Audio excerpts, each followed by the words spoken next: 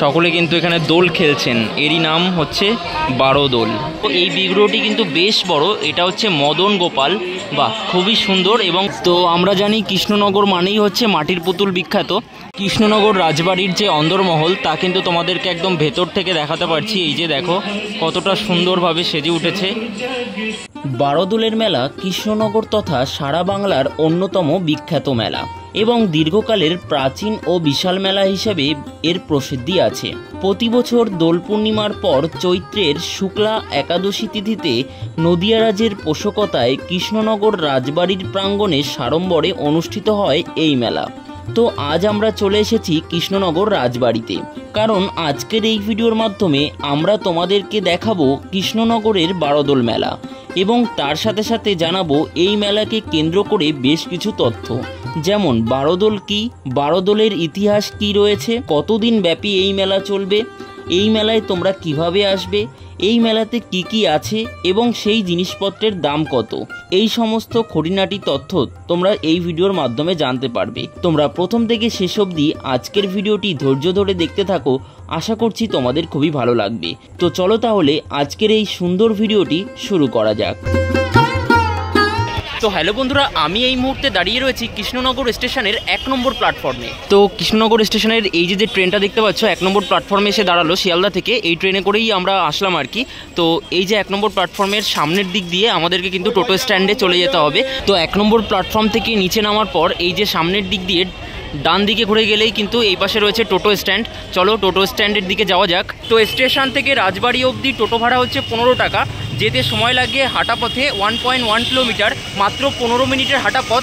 তো সে কারণে আর টোটো করে যাব না, আমরা হেঁটেই চলে যাব। বন্ধুরা এই মুহূর্তে আমি কৃষ্ণনগর স্টেশন থেকে 15 মিনিট মতন হেঁটে চলে আসলাম কৃষ্ণনগর রাজবাড়ি প্রাঙ্গণে। এই হচ্ছে প্রথমে স্থাপত্য, তো এটাই আমাদের সর্বপ্রথম চোখে পড়লো এই বিল্ডিংটা। তারপর কিন্তু এবার আমরা সামনের দিকে গুটি গুটি পায়ে এগিয়ে যাব। চলো এগিয়ে যাওয়া যাক। মেলায় ঘুরে তোমরা যখন আবার স্টেশনের দিকে ফিরবে তখন কিন্তু এখান থেকে আবার তোমরা টোটো পেয়ে যাবে। এই যে দেখতে পাচ্ছ এখানেই কিন্তু টোটো স্ট্যান্ড রয়েছে। কৃষ্ণনগর বারোদোল মেলার অন্যরকম এক বিশেষ আকর্ষণ হচ্ছে এই ভিক্ষুকরা। এখানে কিন্তু এই ভিক্ষুকরা ভিক্ষা করেন, তোমাদেরকে দেখাতে পারছি। যেহেতু বেশ কিছুক্ষণ আগে ঝিরিঝিরি বৃষ্টি হয়ে গিয়েছে সে কারণে কিন্তু ভিক্ষুকরা এখানে ছিল, তারা কিন্তু একটু উঠে গিয়েছে। সামনের দিকে গিয়ে তোমাদেরকে দেখাচ্ছি। এই ভিক্ষুকদের যদি তোমরা ভিক্ষা প্রদান করো বা ভিক্ষা দাও তাহলে কিন্তু তোমরা পুণ্য অর্জন করতে পারবে। এই যে দেখো এখানে কিন্তু বসেছেন সকলে, সামনের দিকে আরও অনেকে রয়েছে। আর এখানে কিন্তু মাটির জিনিস পাওয়া যাচ্ছে, তোমাদেরকে দেখাতে পারছি। মাটির ভাঁড় পাওয়া যাচ্ছে, দেখো এই যে দেখো বিভিন্ন রকম ভাঁড় রয়েছে। দেখো এই বড় ভাঁড়টার দাম কেমন আছে গো? এটা 200 টাকা। আচ্ছা, আর এই পাশেরটা 250। আর এই ছোটোগুলোর কীরকম দাম আছে? 10 টাকা 20 টাকা, 10 টাকা 20 টাকা, 30 টাকা 60 টাকা। এই পাশে 30 টাকা 60 টাকা এগুলো রয়েছে। এখান থেকে তোমরা সংগ্রহ করতেই পারো একদম মেলার একদম সম্মুখে। এই যে তোমরা প্রবেশদ্বারটা দেখতে পাচ্ছ রাজবাড়িতে, একদম প্রবেশদ্বারের একদম সামনেই কিন্তু বসেছে। তো এবার তোমাদেরকে দেখাই রাজবাড়িতে প্রবেশের একদম প্রথম গেটের একদম যদি তোমরা ডান পাশে যাও তাহলে কিন্তু তোমরা বারোদোলের যে 12টি বিগ্রহ এবং বড়নারায়ণের যে পুজো হচ্ছে সেটা কিন্তু এইদিকে, আর এদিকে কিন্তু মেলা রয়েছে। চলো আগে আমরা পুজোটি দেখে আসি, তারপরে তোমাদের সাথে কথা বলবো।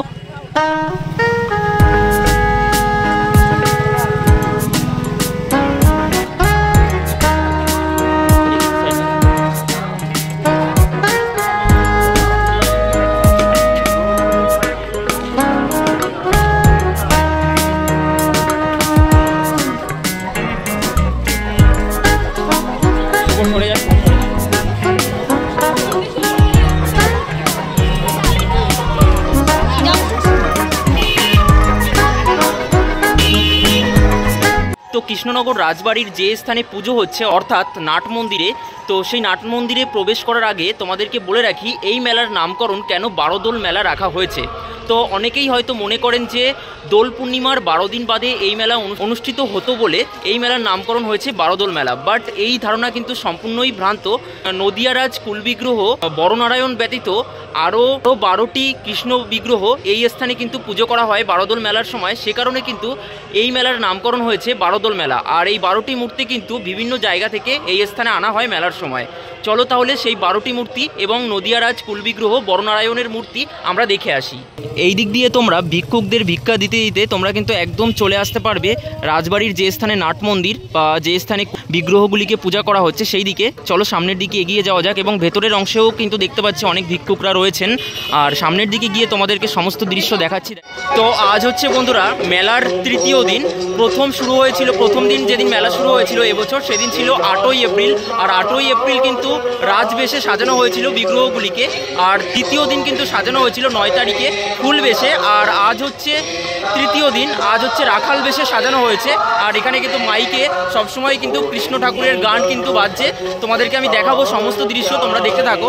রাজবাড়ির এই দুয়ার দিয়ে ভেতরে প্রবেশ করার পর তোমরা কিন্তু দুই পাশে এরকম গার্ডেন চোখে পড়বে, এবং এই পাশেও কিন্তু তোমরা ভেতরে ঢুকে গার্ডেনগুলি দেখতে পারবে।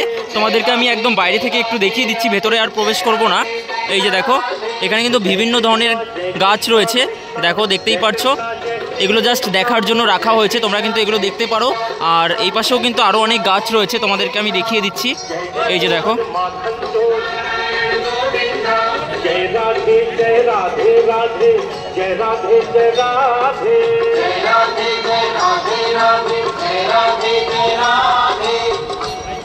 কৃষ্ণনগরের এই বারোদোল মেলায় আমরা দেখতে পাচ্ছি দূর দূরান্ত থেকে অনেক ভক্তবৃন্দ কিন্তু এই স্থানে এসে উপস্থিত হয়েছে। আর এখানে দেখো অস্থায়ী মণ্ডপ তৈরি করা হয়েছে।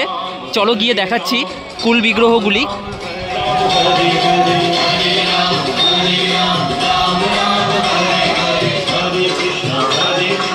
দেখো এখানে ভক্তদের ভক্তি দেখো একবার।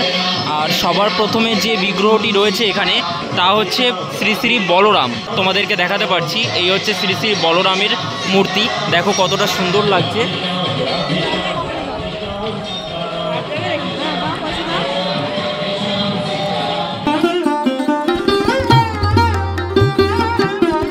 তো এরপর বন্ধুরা রয়েছে শ্রী শ্রী বড়নারায়ণ চন্দ্র, অর্থাৎ এটি হচ্ছে কিন্তু রাজবাড়ির সেই কুল বিগ্রহ। দেখাতে পারছি তোমাদেরকে। এবার আমি তোমাদেরকে একটু জুম করে দেখাবো। এই যে দেখো রাজবাড়ির বড়নারায়ণ।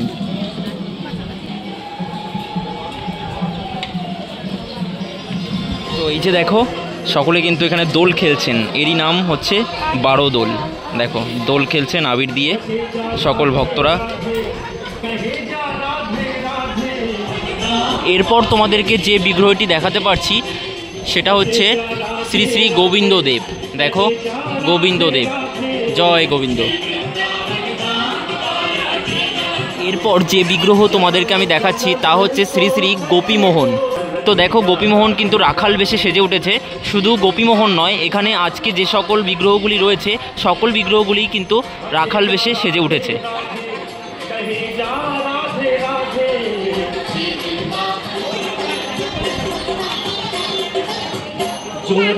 তো এরপর তোমাদেরকে আমি দেখাচ্ছি নদের গোপাল। দেখো কত সুন্দর রাখাল বেশে সেজে উঠেছে। সিংহাসনটিও কিন্তু খুব সুন্দর করে সাজানো হয়েছে। নদের গোপাল, বাহ, খুব সুন্দর এক দৃশ্য তোমাদের সামনে তুলে ধরছি। দেখো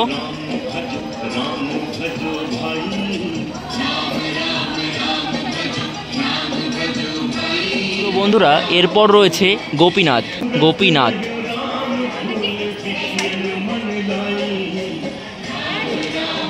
এরপর দেখো এখানে রয়েছে 3টে সিংহাসন, আর মাঝখানে যে সিংহাসনটি রয়েছে সেই সিংহাসনে রয়েছে শ্রী শ্রী গড়ের গোপাল। আর সিংহাসনগুলি দেখো কতটা সুন্দর করে ফুল বেশে সাজানো হয়েছে, এবং বিগ্রহগুলি কিন্তু রাখাল বেশে সাজানো হয়েছে, জাস্ট অপূর্ব লাগছে।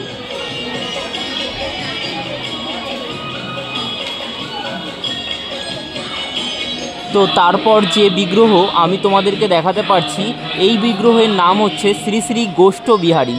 দেখো অপূর্ব এক মুহূর্ত তোমাদের সামনে তুলে ধরতে পারছি শ্রী শ্রী গোষ্ঠ বিহারীর বিগ্রহ। বাহ, খুবই সুন্দর লাগছে।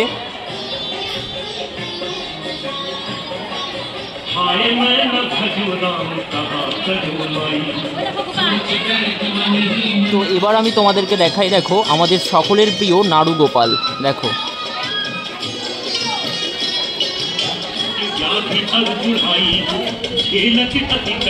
তো বন্ধুরা এরপর রয়েছে লক্ষ্মীকান্ত। দেখো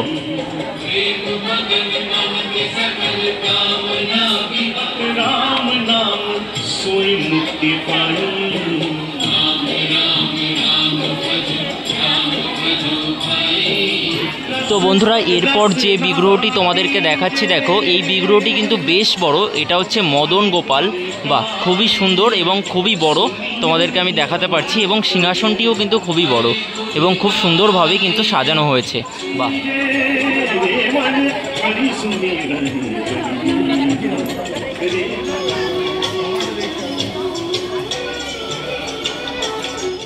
তো বন্ধুরা এতক্ষণ ধরে তোমাদেরকে আমি কৃষ্ণনগরে বারোদোল মেলার সময় কৃষ্ণনগরের বিভিন্ন স্থান থেকে, মানে 12টি স্থান থেকে আসা যে 12টি বিগ্রহ এবং কৃষ্ণনগরের নদিয়া রাজের যে কুল বিগ্রহ বড়নারায়ণ, তো সর্বমোট 13টি যে বিগ্রহ তোমাদেরকে আমি দেখালাম। এবং এখানে কিন্তু অনেক দর্শনার্থীরা এবং ভক্তবৃন্দ এসেছে, দেখো সকলে কিন্তু আসছেন এবং বিগ্রহগুলিকে প্রণাম করছেন। আর এখানে কিন্তু রাজবাড়ির যে অন্দরমহল সেটা কিন্তু খোলা রয়েছে।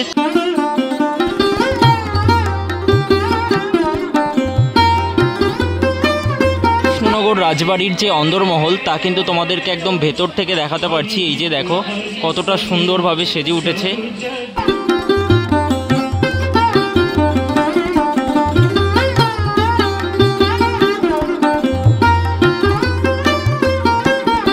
এই হচ্ছে রাজা কৃষ্ণচন্দ্রের বাগান, তোমাদেরকে একদম ভেতর থেকে দেখাতে পারছি, বাহ খুবই সুন্দর।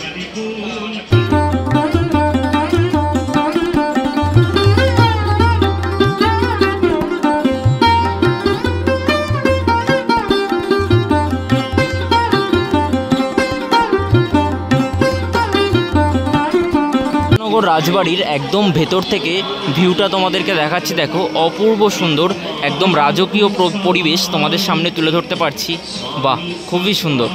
তো তোমরা এখানে বিগ্রহ দর্শন করে আসার পর এই স্থানে আমরা কিন্তু দেখতে পারবো রাজবাড়ির অন্য এক প্রান্তে যেখানে গার্ডেন রয়েছে বা যেখানে বাগান রয়েছে, সেখানে কিন্তু লাইন পড়ে গিয়েছে অলরেডি, ভক্তদের দেখাতে পারছি। এখান থেকে কিন্তু এই জায়গা থেকে কিন্তু প্রসাদ দেওয়া হবে।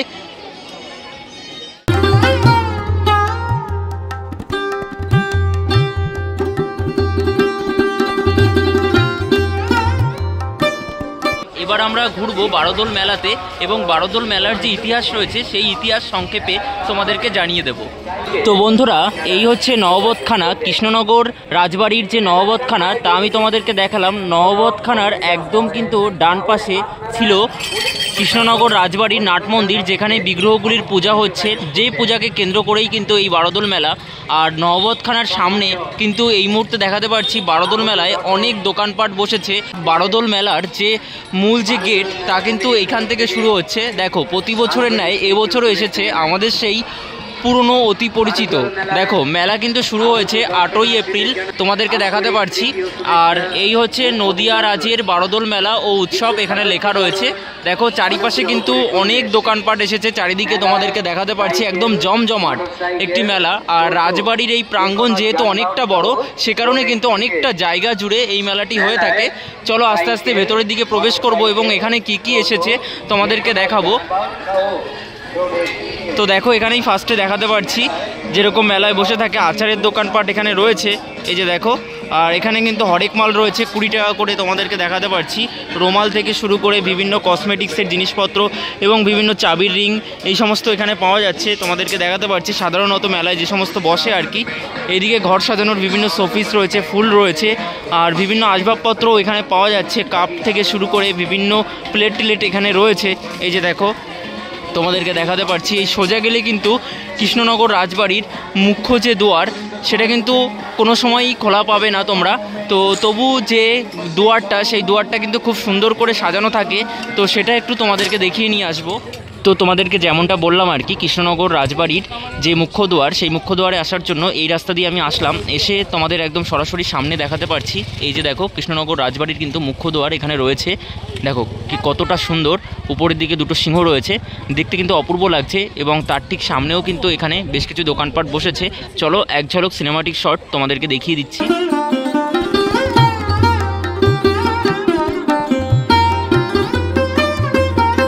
কৃষ্ণনগর রাজবাড়ির যে মুখ্য দ্বার তা তো তোমাদেরকে দেখালামই।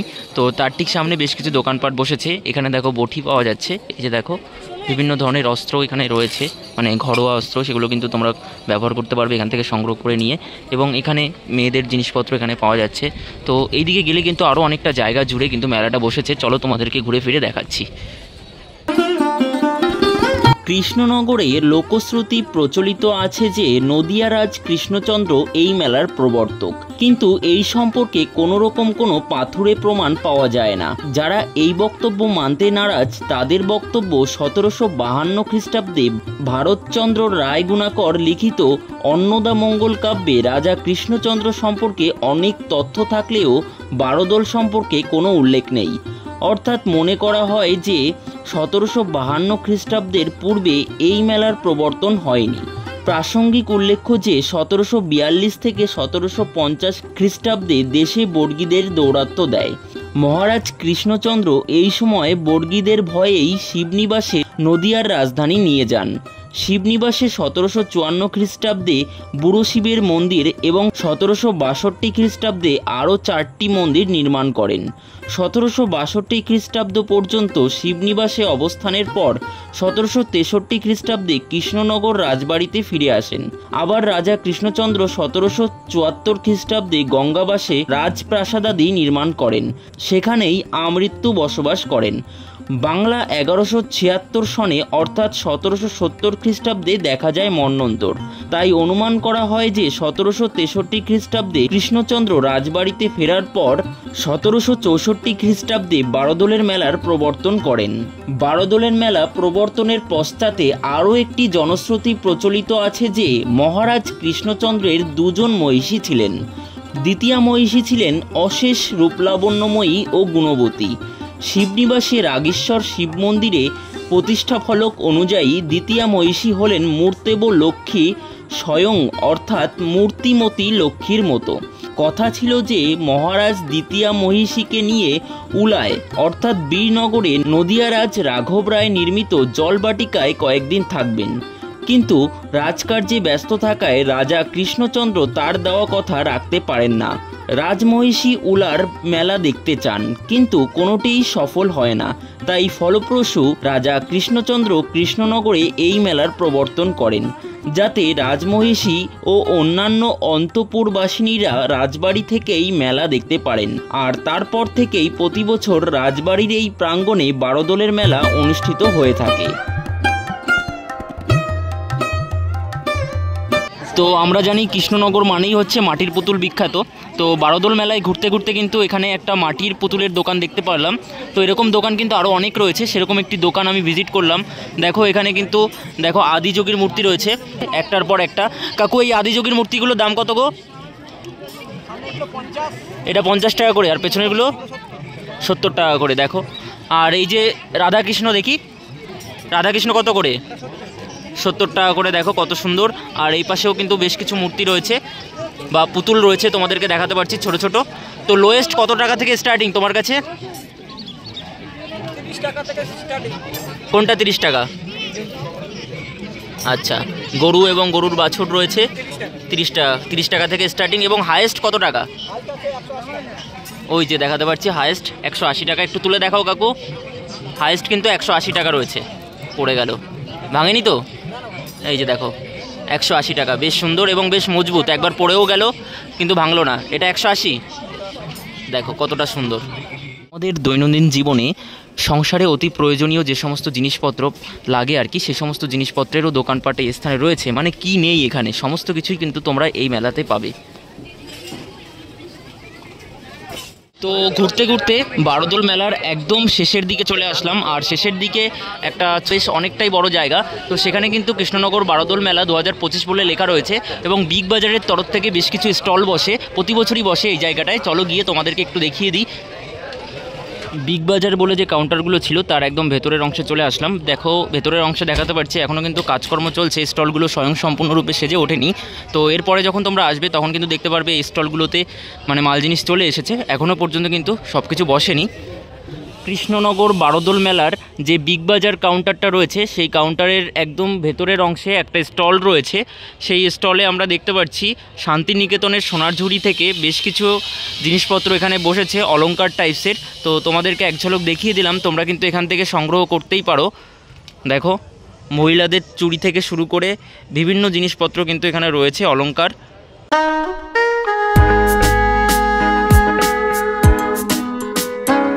এই মেলায় তোমরা কিভাবে আসবে। এই মেলায় আসার জন্য যদি তোমরা শিয়ালদা থেকে আসো তাহলে কিন্তু শিয়ালদা থেকে একদম কৃষ্ণনগর সিটি জংশন আসার কিন্তু প্রচুর ট্রেন রয়েছে। তোমরা কিন্তু ট্রেনের টাইম টেবিলগুলো একদম স্ক্রিনে দেখতেই পারছো।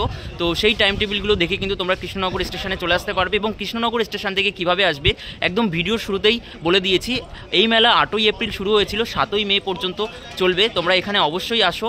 আর যে 3 দিন রাজবাড়ি খোলা ছিল সেই 3 দিন কিন্তু কেটে গিয়েছে। এরপরে আসলে কিন্তু শুধুমাত্র তোমরা মেলা দর্শন করতে পারবে। কেমন লাগলো আজকের ভিডিও তোমরা অবশ্যই কমেন্ট বক্সে কমেন্ট করে জানিয়ে দিও। ভালো লাগলে লাইক কমেন্ট শেয়ার করবে এবং এরকম ধরনের ভিডিও আরও দেখার জন্য আমাদের চ্যানেলটিকে সাবস্ক্রাইব করে রাখবে। তো চলো ফিরছি খুব তাড়াতাড়ি নতুন ভিডিওর সাথে। ততক্ষণ তোমরা ভালো থেকো, সুস্থ থেকো। চলো টাটা।